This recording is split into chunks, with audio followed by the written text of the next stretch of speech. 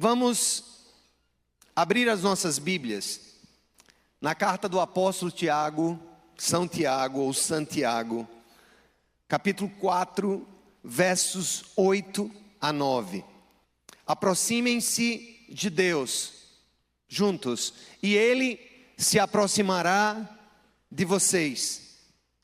Pecadores, limpem as mãos, e vocês que têm a mente dividida, purifiquem o coração. Entristeçam-se, lamentem-se e chorem.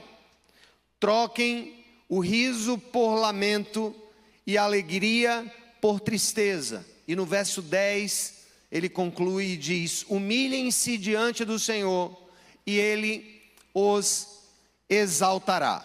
Louvado seja o nome do Senhor. Amém, gente? Nós vemos aqui que é uma exortação de Tiago a que nós nos aproximemos de Deus, que nós limpemos as nossas mãos, que nós façamos correções no curso do nosso coração, que ele chama aqui de coração dividido, mente dividida. Ele nos chama a tornar o coração puro. É um ato deliberado, responsável da nossa parte. E ele vai e conclui e diz que nós devemos trocar o riso por choro. Difícil de se falar sobre isso. Trocar a alegria por tristeza. E nós vamos falar que tristeza é essa que é preferível à falsa alegria. E que lamento é esse que deve substituir o nosso riso. A cartela que vocês vão ver aqui, ela resume um pouco, é uma paráfrase dos passos que nós estamos estudando na série Vencendo os Vícios. Nós começamos a série falando do primeiro passo para a restauração de qualquer vício. Mas para que a gente fale de vício, é importante relembrar e desmistificar algumas coisas. Primeiro, dizer para todos e relembrar a todos que na teologia bíblica é muito claro que Deus criou todas as coisas com um propósito, com uma finalidade, por assim dizer, com um objetivo, com um fim desejado. Nada do que foi feito sem sentido, sem a direção para a sua elaboração, para a sua realização plena. Tudo foi feito com um propósito muito bem claro. Repito, nada do que existe, nada do que Deus criou, foi criado sem um propósito, por acaso. Nós não acreditamos que somos frutos de um acaso, que estamos aqui por um acaso. Não. Se há natureza, existe para um propósito. Se há estações, existem para um propósito. Se há elementos químicos básicos para a nossa existência nesse planeta privilegiado, por assim dizer. Há uma série que eu assisti lá atrás, que a tradução em português seria isso: o planeta privilegiado. O quanto nós guardamos características tão específicas deste planeta, que ainda não foram encontrados nem sinais do que existe aqui que favorece a vida.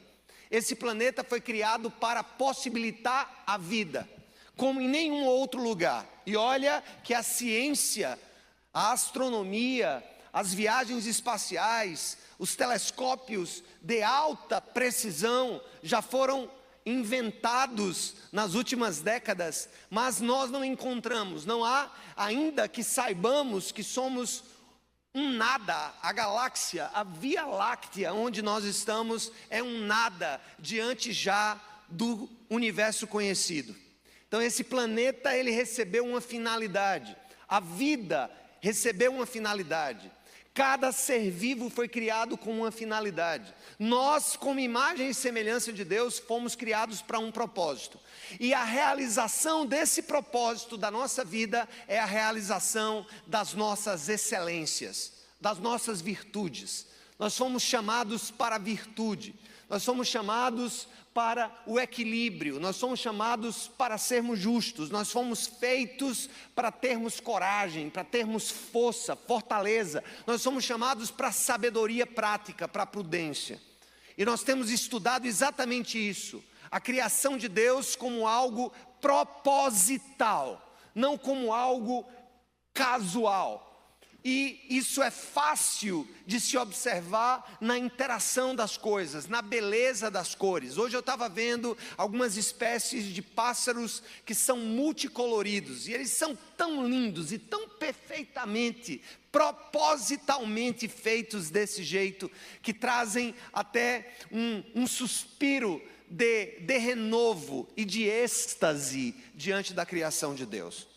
O fato é que o ser humano, você e eu, fomos feitos para a perfeição, fomos feitos para a excelência, fomos feitos para cumprirmos um propósito, para realizarmos todas as nossas potências. Todos os nossos potenciais criados por Deus foram feitos para uma atualização, para uma realização. Só que algo no meio de todo esse plano trouxe desordem à ordem.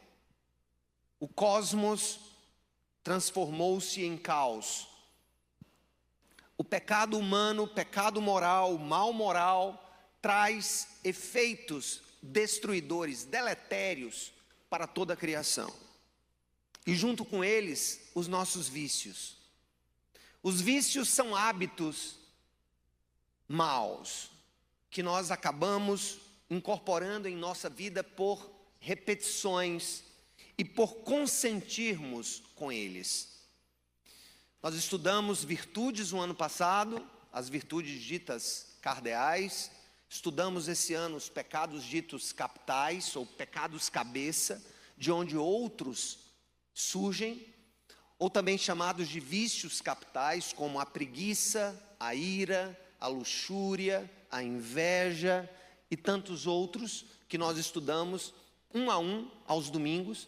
E agora nós nos encontramos com, pelo menos em tese, em teoria, um conjunto de vícios que nos assolam, que são muito mais amplos do que simplesmente bebida ou drogas, que geralmente recebem esta denominação de vícios porque são mais comuns, mas nós fomos levados a entender biblicamente que a preguiça, por exemplo, é um vício tão destruidor quanto a intemperança, que leva à gula, ou que leva à lascívia, que é a desordem nas nossas atividades sexuais.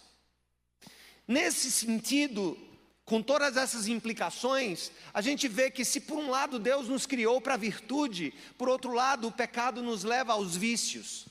E nós precisamos vencê-los, não por uma questão de uma batalha cósmica sem sentido, simplesmente porque Deus nos fez para as excelências, Deus nos fez para as plenitudes, Deus nos fez para as virtudes. Então, nós precisamos vencer a preguiça, porque não fomos feitos para ela. Nós precisamos vencer a gula, porque fomos chamados para ter domínio sobre os prazeres do ventre em nossa vida. Deus nos chama a vencer a ira, porque a ira nos animaliza, nos desumaniza, por assim dizer. E esses passos aqui, eles são a mistura de uma boa teologia, ao mesmo tempo com um processo terapêutico que foi desenvolvido por John Baker, psicólogo, junto com o teólogo e pastor americano Rick Warren, que deram a um processo de restauração de vícios uma conotação que envolve tanto uma terapêutica da alma, mas ao mesmo tempo com a força reitora, com a força motriz de uma teologia bíblica saudável. Então nós estamos aqui diante desse quadro que temos estudado semana após semana, passo a passo. E o primeiro passo que nós estudamos lá atrás, no início da série, o passo 1, que é quando eu reconheço que eu não consigo vencer esses vícios sozinho, porque a minha vida se tornou ingovernável. porque eu cheguei a um processo de ser dominado de tal maneira, ou pela preguiça, ou pela ira, ou pela lascívia, ou pela inveja, ou pela vanglória, por um narcisismo arraigado dentro de mim, que eu não sou também ensinado a vê-lo como um vício. Nós somos uma sociedade que é ensinada a ser vangloriosa, narcisista, autocentrada, autoadorada. Nós tendemos a ouvir que precisamos, sabe, de uma certa maneira, não só cuidar da nossa vida, mas idolatrarmos quem nós somos e construirmos verdadeiros ídolos que são apresentados para os outros. Então nós vivemos em uma sociedade doente, não porque a sociedade exista por si só, mas porque pessoas doentes como eu e você, cheias de vícios, estão vivendo nelas. Pessoas que têm o vício da mentira, pessoas que têm o vício da ira, pessoas que têm o vício da vanglória, e nós precisamos vencê-los. E na hora que eu entendo que a minha vida está ingovernável em alguma área, por exemplo, se hoje você é viciado em pornografia e nada consegue te tirar desse vício, que te diminui, que te atrapalha, que é prazeroso no momento, mas que é verdadeiramente escravizador no seu dia a dia, então nós estamos diante de uma grande oportunidade. E esse é o primeiro passo, como nós vimos há algumas semanas. O primeiro passo é reconhecer a ingovernabilidade da nossa vida em determinada área. Segundo, depois de reconhecermos a nossa impotência diante dos desafios da vida, nós agora passamos para o segundo passo, quando nós reconhecemos a onipotência de um Deus que nos ama, de um Deus que é Senhor das estações, que é Senhor da criação, que é Senhor de todos os astros, que é Senhor de todas as galáxias, mas que é Senhor também dos labirintos mais complexos da minha alma, que me conhece como ninguém. Na hora em que eu dou o primeiro passo no reconhecimento da ingovernabilidade da minha vida em determinada área, e eu acrescento o passo 2, que é o passo de que existe um Deus que me ama, que restaura e que me ajuda a vencer os meus vícios e pecados, eu começo a entrar em um processo de restauração. Humildade para reconhecer a minha impotência e humildade para reconhecer que há um Deus sobre mim, que há um Criador sobre a minha vida, que se importa com a minha vida. Estudamos sobre isso e não vamos nos deter. No passo 3, nós estudamos um domingo só com esse passo. É quando, depois dos 2 primeiros, eu reconheço que preciso entregar a minha vida e as minhas vontades aos cuidados desse Deus. Usamos como referência o texto do apóstolo Paulo na carta aos Romanos, capítulo 12, quando ele diz que nós devemos transformar a nossa mente com a renovação do nosso entendimento, para que possamos experimentar qual seja a boa, perfeita e agradável vontade de Deus. Nós estudamos a potência da vontade, o quanto ela é regente, o quanto ela é forte na determinação das nossas escolhas, das nossas atitudes. E a gente viu que não tem outro jeito, não tem como vencermos vícios, não tem como caminharmos na direção da virtude, se nós não entendermos que a nossa vontade precisa ir para o altar da obediência a Deus. Que a nossa vontade precisa ser sufocada sim, porque ela nem sempre é saudável. Na verdade, ela é muitas vezes adoecida. É uma vontade que nos leva a realizar o que nos mata, o que nos diminui, o que nos desumaniza. Eu gosto muito dessa expressão, porque eu tenho dito, e tenho dito sem medo de errar, que o Evangelho, ele se propõe a nos rehumanizar diante de uma cultura de desumanização. Não pode ser concebido como humano, por exemplo, o estado de dependência a um vício que torna você escravo daquilo que pode ser até prazeroso, mas que tem te matado. Isso não pode ser humano.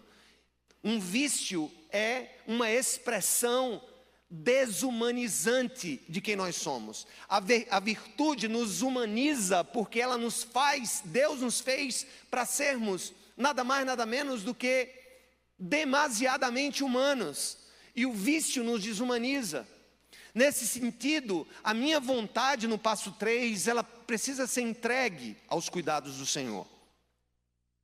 No culto passado, na mensagem passada, creio que o pastor Josemar nos fez caminhar pelos passos 4 e 5, onde no passo 4, eu sou chamado agora, que eu sei que a minha vida está ingovernável, que há um Deus sobre mim, e que a minha vontade precisa ser submetida a Ele, eu preciso inventariar a minha vida. O inventário é essa lista, sobre quem eu sou. Preferivelmente algo que eu possa pegar uma caneta e não tenha medo de escrever sobre quem eu sou. Especialmente olhando para os pontos frágeis da minha existência, para os meus pecados, para os meus erros, para os meus vícios. É neste passo 4 que eu reconheço os meus pecados. E reconhecendo, eu tenho um inventário de quem eu sou. Um inventário real e não um inventário ilusório.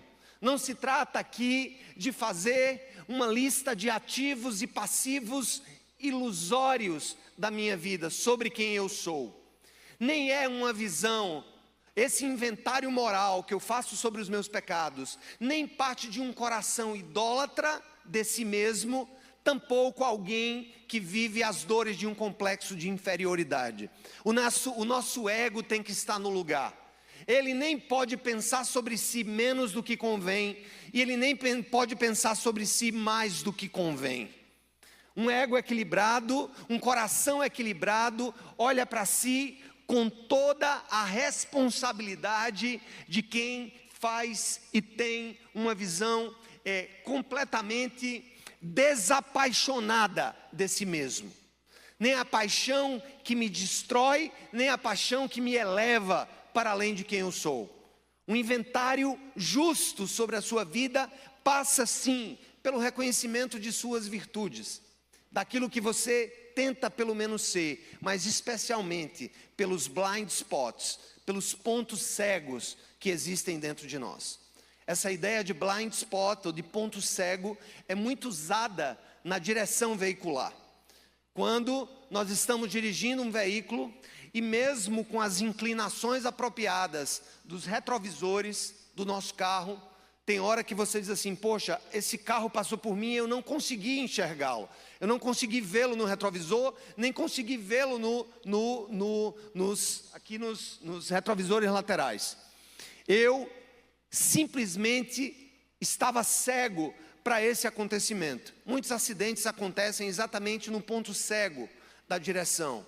Há maneiras da gente minimizar isso, é estar sempre olhando o máximo para trás, nos retrovisores do carro, é fazer inclusive alguns movimentos com a cabeça, tentando visualizar aquilo que nós não conseguimos ver facilmente. Na verdade, os pontos cegos são pontos cegos em razão da ausência de um olhar mais cuidadoso para aquilo que passa desapercebido por nós ou dentro de nós. Então esse é um dos grandes desafios da psicologia, é um dos grandes desafios de uma terapêutica que seja realmente válida. É a gente conseguir realmente enxergar onde nós estamos, quem nós somos.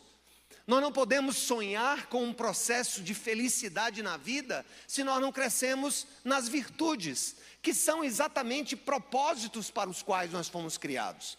Se você não encontra o caminho do seu propósito criacional, e se você não olha para os erros que te impedem de ver esse propósito criacional, então você vai patinar, no gelo da sua própria cegueira para si mesmo. É por isso que Jesus vai nos dizer, e isso tem a ver com o passo 4, eu estou dando aqui uma concessão para todos nós lembrarmos do que cada passo significa, mas também para quem está aqui na primeira vez. Quando a gente olha para o passo 4, a gente lembra do que Jesus disse quando Ele falou da nossa análise sobre as outras pessoas. Jesus disse que nós devemos observar com mais clareza as traves nos nossos olhos, antes de tentarmos retirar os ciscos dos olhos das pessoas. Observem que uma trave é algo grande, um cisco é algo pequeno. Jesus disse que há tanta coisa em nós que nos impedem de nos enxergar a nós mesmos, mas ao mesmo tempo há tanta motivação, há tanta capacidade que nós temos de avaliar os outros, de julgar os outros, de condenar os outros e de ver os defeitos dos outros, que isso chega a ser patológico. E é patológico mesmo.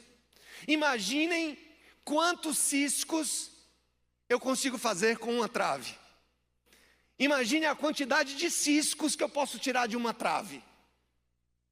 Mas Jesus diz que, conquanto tenhamos uma trave nos nossos olhos, nós insistimos em fazer avaliações existenciais dos outros. Nós somos excelentes juízes da vida alheia e péssimos avaliadores da nossa própria vida. Quem disse isso foi o Senhor.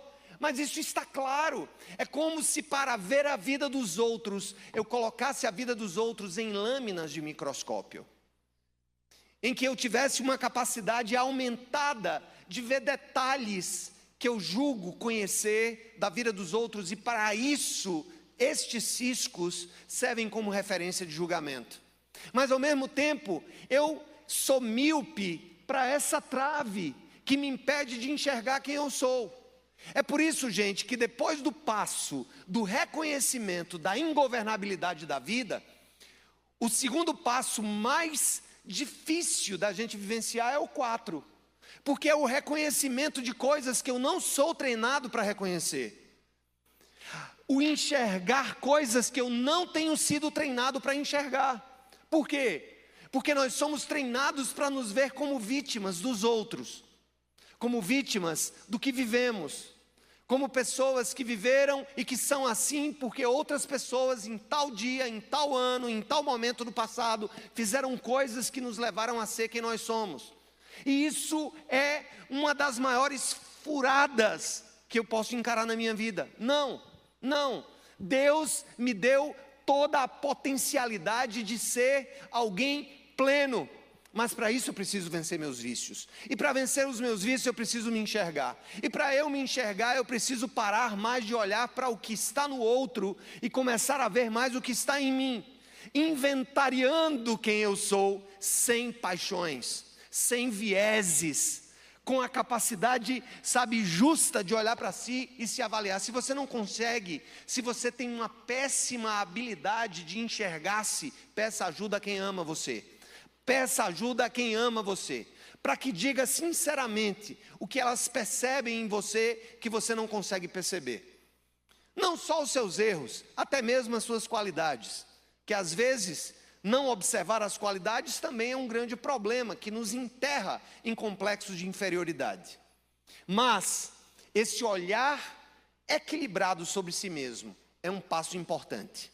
E aí no 5º passo, a gente percebeu que uma vez que isso está claro para nós, aqui é até óbvio, eu preciso confessar isso a Deus e ao próximo, a alguém, a um outro ser humano, a um outro universo. Cada mente humana é um universo. Eu preciso compartilhar o lixo que me domina com outras pessoas. Esse ato de reconhecer as suas fraquezas, os seus vícios diante de Deus e de alguém que você escolha para compartilhar a sua vida, é algo grandioso, é algo poderoso, destrói os argumentos das trevas, nos liberta dos presídios existenciais que nos colocam sempre para trás. Não é uma pregação sobre ego, não é uma pregação sobre autoestima, que levanta a autoestima verdadeiramente. É o enxergar os meus pontos cegos com precisão, com acuidade, com a ajuda de outros, para que eu então possa confessá-los. Quem confessa e deixa, alcança misericórdia. Quem confessa e abandona, alcança misericórdia. Quem confessa a alguém e a Deus, o problema já não é só mais seu. Há outras pessoas ali preocupadas com o teu sucesso na tua existência, para que ela seja uma existência frutífera. Eu não vou me deter nos passos 5 no passo 5, mas a gente vai falar um pouco mais detidamente do passo 6 e do passo 7, que nós já vimos no texto. Vamos lá, vamos abrir o texto novamente de Tiago, no capítulo 4, e a gente volta para o passo 6, quando São Tiago nos dá uma lição muito importante, quando ele diz: aproximem-se de Deus, e Ele se aproximará de vocês. Pecadores, limpem as mãos, e vocês que têm a mente dividida, purifiquem o coração. Entristeçam-se, lamentem-se e chorem, troquem o riso por lamento e alegria por tristeza. Deixa aí no verso 9, deixa aí printado todo o tempo. Olha só, irmãos, um passo essencial para a nossa restauração é a compreensão de quem Deus é e a compreensão da sua santidade. A santidade de Deus deve produzir em nós, sim, temor. A santidade de Deus, a pureza de Deus, precisa estar sempre na nossa mente e no nosso coração. Sabe para quê? Para que a gente não torne Deus um parceiro das nossas iniquidades, ou alguém que é licencioso diante dos nossos erros. Por que eu estou falando sobre isso? Porque embora nós creiamos em um Deus bom, amoroso, misericordioso, perdoador, Ele é santo. E essa visão em nós precisa permanecer. Porque nós precisamos, diante dessa santidade, estar em contínuo estado de humilhação.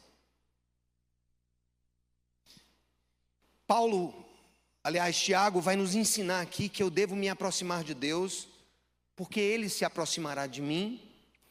Aqui implica responsabilidade pessoal. E ele fala: pecadores, limpem as mãos, e vocês que têm a mente dividida, purifiquem o coração. Mãos limpas, coração inteiro, não dividido. Aqui nós teríamos os chamados aspectos exteriores da vida e os aspectos interiores. Deus, ao dizer que eu devo lavar as minhas mãos, Ele está dizendo que eu devo mudar os meus hábitos. E ao dizer que o meu coração e a minha mente não podem ser divididas, o coração deve ser puro, portanto, não permeado por impurezas, ele fala de um estado de integridade interior, que se expressa externamente. Por exemplo, Deus quer que eu exteriorize uma nova vida em Cristo a partir das minhas palavras, a partir das minhas atitudes, a partir dos meus gestos. Eu preciso exteriorizar com mãos limpas aquilo que internamente também foi transformado, foi mudado.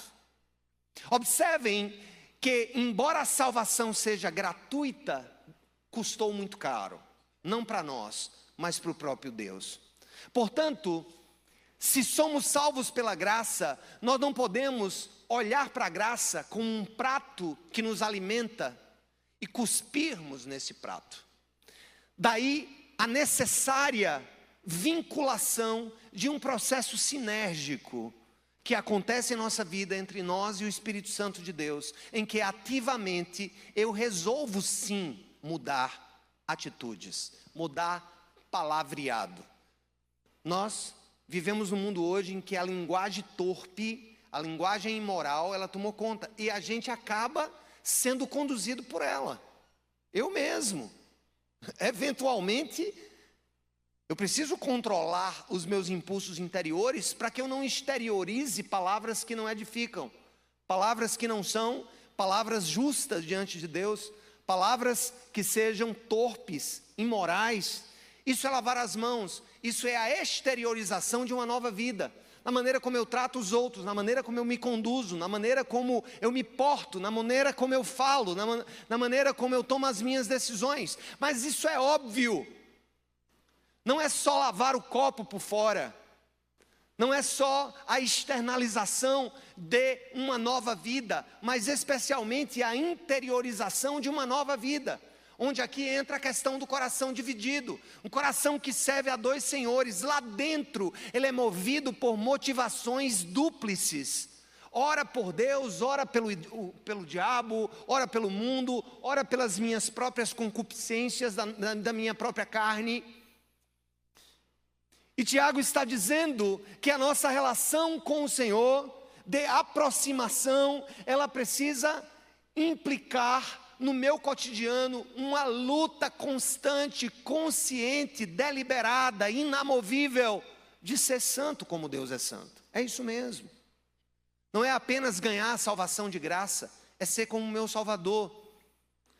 Cristo está sendo formado em nós, a virtude do nosso Senhor está sendo construída em nós, pelo esforço, pela fé, pela racionalidade, pela graça, pelo cair e levantar todos os dias. Então, nesse ponto, gente, começamos a entender que um processo de restauração, embora a gente esteja aqui num ambiente bacana, numa ambiência respeitosa, livre, nós não podemos perder o temor. E a gente perde o temor quando a gente começa a rir daquilo que a gente que deveria nos fazer chorar. A gente começa a celebrar aquilo que deveria ser motivo de lamento. É por isso que Tiago vai dizer: entristeçam-se, lamentem-se por quem vocês são. Não tomem isso como aquela linguagem: não, Deus me ama, então eu serei do jeito que eu sou mesmo, eu nasci assim, eu fui criado assim, a minha vida é essa mesma, Deus me ama de todo jeito. Ele não está se importando em mudar o meu caráter, gerar virtude. Isso é mentira do diabo. Ele quer isso sim. Ele não quer nos salvar apenas, ele quer nos tornar como ele. É por isso que Tiago vai dizer: entristeçam-se, lamentem-se, chorem, troquem o riso de vocês por lamento e troque a alegria de vocês por tristeza. Isso aqui é a boa tristeza, é a tristeza do arrependimento, é o lamento da autoanálise. É o susto que me faz lamentar por quem eu sou, e não pelo que o outro deixou de ser para mim, de acordo com as minhas expectativas. Não, eu devo estar sempre no centro das atenções, em autoanálise constante. É por isso que a gente vê na Bíblia dois momentos muito interessantes no Velho Testamento. Um deles é quando Moisés, ele vê um arbusto em chamas no deserto. Lá em Horebe, ele vê aquele arbusto pegando fogo, mas ele não se consumia. O fogo batia, mas ele não se consumia. E ele ficou surpreso com aquilo, e ele se aproximou daquilo no deserto. O grande Moisés, estamos falando do grande Moisés. E ao chegar diante daquele arbusto que queimava de forma sobrenatural, ele recebeu um alerta de Deus, que disse que ele não deveria se aproximar mais, porque ele estava em um lugar santo. Que a presença de Deus, com quanto bela, com quanto sobrenatural, com quanto libertadora, ela é santa. Ela exige de nós posturas responsáveis, para que nós não utilizemos a graça de Deus em vão. E Deus disse: não se aproxime. E Ele tirou as sandálias dos seus pés, na representação de despice do que é sujo, sandálias que pisam o chão. Nós não precisamos desse gesto. Esse gesto diz muito pouco. Se a gente chegasse aqui e amontoasse sapato, ia ser uma chulezeira sem fim no hall de entrada da igreja, para expressar talvez a nossa reverência a Deus. Não! Ele quer que estejamos descalços no coração, despidos daquilo que nos suja. Ele quer isso, saibamos disso. É nosso Pai, é nosso amigo, sim. É o nosso Criador, sim. É o nosso sustentador, sim. É quem nos abençoa, sim. Mas Ele é santo. E nós não podemos tirar isso nem dos nossos jovens, nem dos nossos adolescentes, nem das nossas crianças. Quando a igreja perde o sentido da santidade de Deus, ela se perde. Ela se perde em licenciosidade. Ela se perde em falta de temor. Não! Podemos estar num lugar super moderno, né, a chamada igreja de parede preta, que hoje virou moda, e essa foi a primeira igreja de parede preta na Paraíba. que é preta não é para chamar o inferno, é para facilitar as filmagens, dá um senso de maior liberdade cênica. Ah, igreja legal, com luz, com canhão, tá, mas eu quero dizer uma coisa, a gente é legal, a gente é pecador, mas o Deus que aqui governa é santo. Quero que você saiba disso. Quem vos fala é pecador, mas o Deus sobre quem eu falo é santo.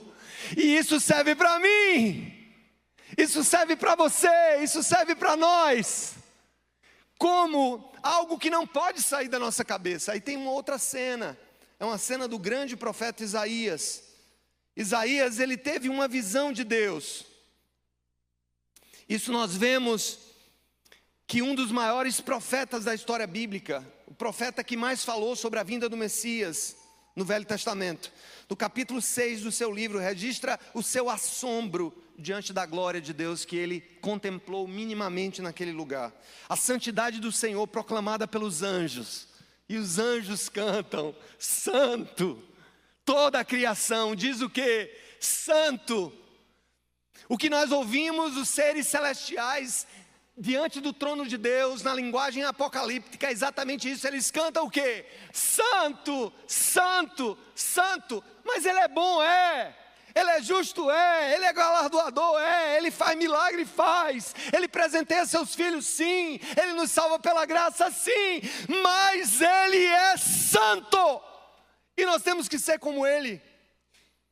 Essa responsabilidade do passo 6, traz aqui o passo 6, que nos ensina exatamente a nos humilharmos diante dessa presença poderosa. Eu me humilho perante o Senhor, reconhecendo o seu poder e a minha limitação, a minha impureza. Se perdermos isso, gente, nós vamos nos perder em um relacionamento que simplesmente não existe. Deus não se relaciona com o seu povo fora dos parâmetros de sua santidade. Nunca. Ele nunca vai aceitar os meus erros como sendo normais, como sendo comuns. Não há normalização ética com o passar do tempo diante de Deus. É por isso que nós somos tão insistentes em dizer a palavra do Senhor permanece para sempre. Não adianta. Ah, eu vou atualizar a Bíblia. Não, eu tenho que adaptar a Bíblia aos novos movimentos, aos novos padrões. Deus me livre. Deus me livre. Nunca foi fácil. É por isso que Tiago está dizendo, troque o quê, irmãos? O sorriso pelo choro. Troque a celebração pelo lamento. Nós temos que nos lamentar mais. Avivamento, vocês já ouviram falar nessa palavra? Avivamento. Eu, quando me converti nos anos 90... só ouvia isso, o Brasil é a terra do avivamento, né? Eu nunca tive a oportunidade de viver, por exemplo, um catolicismo prático, né? Basicamente a minha história com o cristianismo é uma história com o movimento batista. E eu ouvia muito lá atrás exatamente isso, o Brasil é o lugar do avivamento, aí começaram a aparecer algumas coisas assim estranhas, umas unções aqui que eu não quero nem falar, umas unções animais, um negócio do cara imitar os bichos, eu nem sei se isso, eu não vou julgar também quem imitou o bicho, que, né, o tigre, o leão, eu não quero julgar a experiência de alguém, mas não isso, e unção de emagrecimento, e o cara vinha e dizia que orava, a pessoa perdia 50 quilos, eram umas coisas assim, né? E eu sempre comecei a pensar assim, peraí, avivamento significa barulho? Para uma igreja ser viva, ela precisa ter barulho, o pessoal tem que estar dizendo glória a Deus toda hora, às vezes diz glória a Deus, está tão acostumado ali, glória a Deus, glória a Deus, glória a Deus, glória a Deus, e o cara está sentando a maior lenha no espinhaço do cara, e o cara dando glória a Deus, quando é para ele dizer misericórdia, misericórdia, misericórdia, mas já está no automático, glória a Deus, aleluia, glória a Deus, aleluia, aleluia, é assim papai, vem papai, e eu vou com o chicote, vem papai, então, isso... Gente, eu amo todas essas coisas, desde que elas surjam a partir realmente de uma evidência do que Deus está falando comigo. Mas olha só, a gente sempre achou que avivamento tinha relação com esse nível mais excêntrico de ser da igreja. Pode até acontecer, Deus nos curar, nos derrubar no chão, Ele faz o que Ele quiser, Ele é Senhor. Mas o fato é o seguinte, quando você vai estudar as histórias dos grandes avivamentos, que aconteceram, por exemplo, no país de Gales, que aconteceram nos tempos de George Whitefield, que aconteceram nos tempos de John Wesley, que avivamentos assim, né, como o da Rua Azusa mesmo, lá, o chamado avivamento pentecostal, lá da Rua Azusa, lá na Califórnia, em outros lugares, em momentos, avivamentos no meio católico também, a gente ouve falar em alguns lugares. Mas o ponto, se você perguntar assim, qual é o ponto de ligação, qual é a característica repetida em todos os avivamentos? Sabe qual? O lamento profundo pelos seus próprios pecados. Em todos eles, pessoas lamentavam, choravam pelos seus próprios pecados, gemiam. Tem relatos de uma pregação de Whitefield, Pecadores nas mãos de um Deus irado, em que no momento daquela pregação as pessoas começavam a se esconder de trás dos bancos da igreja, pela visão quase que materializada da presença santa de Deus dentro daquela igreja, a ponto das pessoas se converterem em massa, multidões. E sabe qual é a marca das conversões em massa? Restituição. Nós vamos ver um dos pontos ali, ó.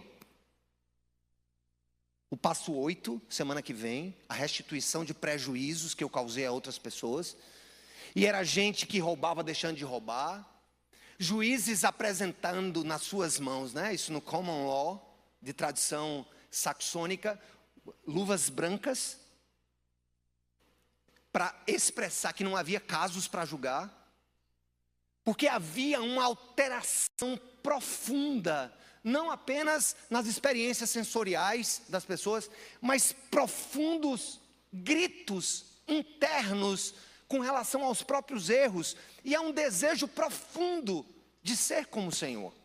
Todos os grandes e genuínos avivamentos que aconteceram na história passaram por um processo profundo de confissão de pecado. Eu vou dizer uma coisa para você, eu posso até estar sendo chato, mas enquanto nós não virmos na igreja do Brasil arrependimento genuíno da corrupção, do adultério, da lascívia, do roubo, porque não tem diferença nenhuma de quem frequenta para quem não frequenta, são calhordas, são adúlteros do mesmo jeito. Enquanto não houver um processo genuíno, realmente de arrependimento, não vamos falar em avivamento não, a gente pode falar de barulho, de o diabo.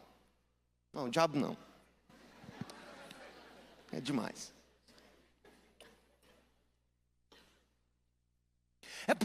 É por isso que esse passo é tão importante, esse contínuo processo de humilhação diante da glória de Deus, da sua santidade. Trocar o riso por lamento. Não, isso não é tornar o culto chato. Não, isso não é tornar a nossa experiência cristã chata, não. Porque o Senhor diz o que vai fazer com a gente se a gente fizer isso. Bota aí, menino. Capítulo 4, verso 10 da carta de Tiago. Depois que eu troco o riso pelo pranto, e ele diz assim, ó: humilhem-se diante do Senhor, e Ele o quê? Os exaltará. Ou seja, na hora que a igreja passa por esse movimento de quebrantamento, aí Deus levanta. Eu costumo dizer o seguinte: na hora que a igreja prega o que as pessoas querem ouvir, ela está exaltando quem precisa se humilhar. Entenderam o processo? Na hora que eu trago no domingo algo que talvez eleve a tua moral e tal, e conta uma piada, e você sai daqui, você é grande, você é poderoso, você pode isso, você pode aquilo, pode ser até dentro de um contexto nos levar a essa convicção, né? Porque não é só pregar sobre arrependimento que a vida da igreja se constrói. Ela também tem os seus momentos de consolo, tem seus momentos de abraço, mas o fato é o seguinte, é que na hora que eu exalto quem Deus está humilhando, ou quer humilhar, eu estou atrapalhando um processo de Deus na vida dessa pessoa, gente. Na hora que Deus coloca alguém em um processo de disciplina, na hora que Deus coloca uma pessoa em um processo de sabe, de turbilhão de emoções, de dores, não vai faltar enviados do diabo, sem saber que são enviados do diabo, muito mais conduzidos por novas, aspas, psicologias contemporâneas, tentando levantar uma pessoa que precisa naquele momento comer pó. Eu tenho momentos na minha vida que eu preciso comer pó, não adianta. Porque é um processo em que, ao me aproximar da santidade de Deus, Ele transfere para mim essa santidade, que não é alcançada senão pelo pranto na hora certa, pela vivência das lutas e das dores na hora certa da vida da gente. Mas o fato é o seguinte, eu quero que você saia daqui com isso: não tem ninguém que se humilhe na presença do Senhor que não seja por Ele exaltado. Não queira a exaltação de outras mãos, porque elas podem estar, talvez movidas por alguma compaixão humana, elas podem te entregar honra, quando você precisa mesmo é se humilhar e ser humilhado pela vida, ser humilhado pelas circunstâncias. Então aqui a gente sai do ponto 6 e vai para o ponto 7 e encerra. Eu já chamo a banda para subir. O ponto 7, que é o passo 7, é que depois que eu me humilho diante desse Deus santo, que eu sou por Ele restaurado, eu decido lutar continuamente contra os meus vícios e pecados. É uma luta diária, não acaba nunca. Quem se vê livre é escravo de uma má percepção. Nós precisamos lutar todo dia. Eu gosto de um movimento que eu vi, inclusive, eu acho que na Canção Nova, que iniciou na Igreja Católica, o PHN, por hoje, não. Muito interessante. Aquela ideia de vencer, por exemplo, se o seu grande problema é pornografia, por hoje não. Aí amanhã, por hoje não. Depois, por hoje não. É luta todo dia, por hoje não. Por hoje não. Se o problema é gula, por hoje não. Hoje eu não vou comer tudo que eu quero, eu vou comer o que eu devo só. Por hoje não. E aí você vai vencendo um dia atrás do outro. Por hoje não. Por hoje não. Por hoje não. E todos os dias eu vou tendo uma vitória, pela graça de Deus, pelo esforço, pela misericórdia, pelas virtudes teologais, da fé, da esperança, do amor, amor a Deus, amor ao próximo, que me fazem dizer não a certas coisas, exatamente por amor a Deus e por amor ao outro.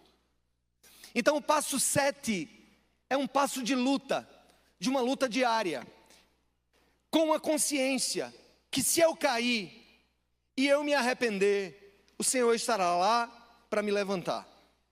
E é isso que está em 1 João capítulo 1, verso 9. Diz o que na palavra de Deus? Vamos acompanhar aqui comigo. 1 João capítulo 1, verso 9.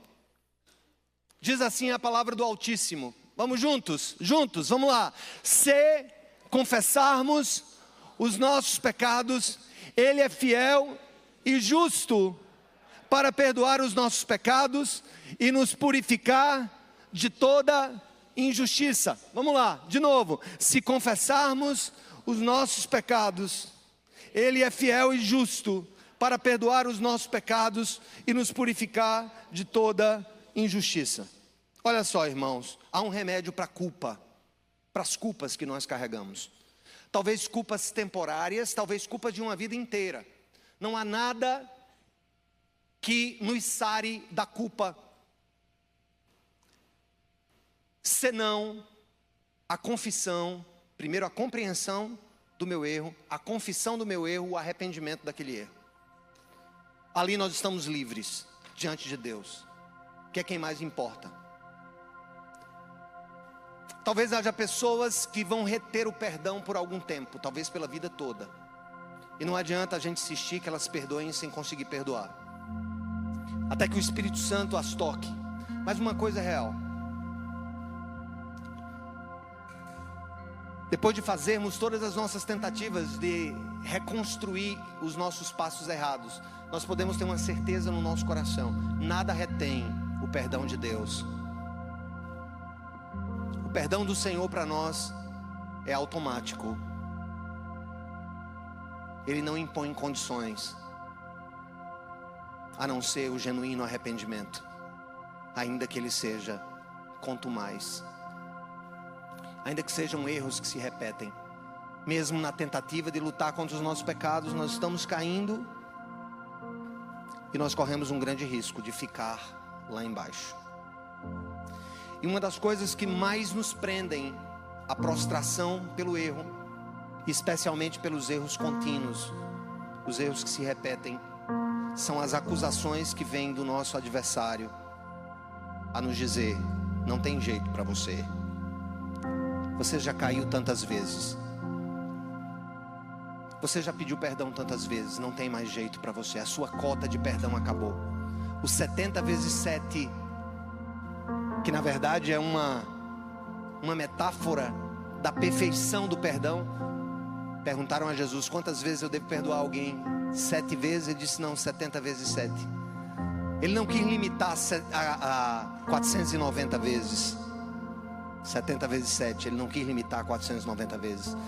Mas usando o 7 como um número perfeito, Jesus disse: não, nós temos que perdoar todas as vezes que as pessoas nos pedirem perdão. Não há limites. Ora, se Ele estabelece que não há limites, não há tolerâncias para o nosso perdão a quem nos ofendeu, imagine a sua capacidade infinita de perdoar, desde que haja arrependimento genuíno, e não uma mera repetição de pedidos de desculpa, sem nenhum compromisso com o realinhamento da vida, sem nenhum compromisso com o redimensionamento das prioridades, sem nenhum compromisso com a ordenação ou a reordenação das nossas escolhas da nossa vida. Não, Deus sabe o que está lá dentro, e Ele sabe o que é um pedido de perdão genuíno, e Ele não resiste a ele. E João, apóstolo do amor, ele nos lembra que se confessarmos os nossos pecados, Ele é fiel e justo para perdoar os nossos pecados e nos purificar de toda injustiça. Eu quero dizer para você que se sente preso a algo, que tem tido essas idas e vindas, essas recaídas, eu sei, isso incomoda muito, especialmente quem nos ama, mas não há limites para o perdão de Deus. Se você sair com isso na cabeça, que isso não lhe alimente o desejo de continuar errando, porque caso seja este a sua resposta, sabendo que Deus perdoa de maneira ilimitada, você sai daqui com o desejo de continuar errando por causa deste perdão, então é porque você não arrependeu-se, e você jamais será perdoado, porque na verdade você não se arrependeu do seu erro, você apenas confiou no perdão de Deus. E esse movimento tem que ser duplo. Se por ora eu entendo a graça de um Deus infinitamente perdoador, por outro lado eu me comprometo deliberadamente, diariamente, insistentemente, em abandonar tudo aquilo que o Espírito Santo fala ao meu coração e que a palavra revela a mim sobre os meus vícios e sobre os meus pecados. Então, querida igreja, hoje é dia de restauração nesse lugar, é dia de refazimentos, de reconstruções. Eu sei que muita coisa foi dita, mas se você ficar com 10% de tudo, fique com a convicção: Deus é santo, você tem que ser santo. E segundo, no processo de santificação você vai cair, mas precisa levantar-se genuinamente, a partir de uma confissão genuína, de uma autoanálise genuína, de um pedido de perdão constante, e ao mesmo tempo cultivando as boas sementes da nova vida em Jesus. Que Ele nos abençoe.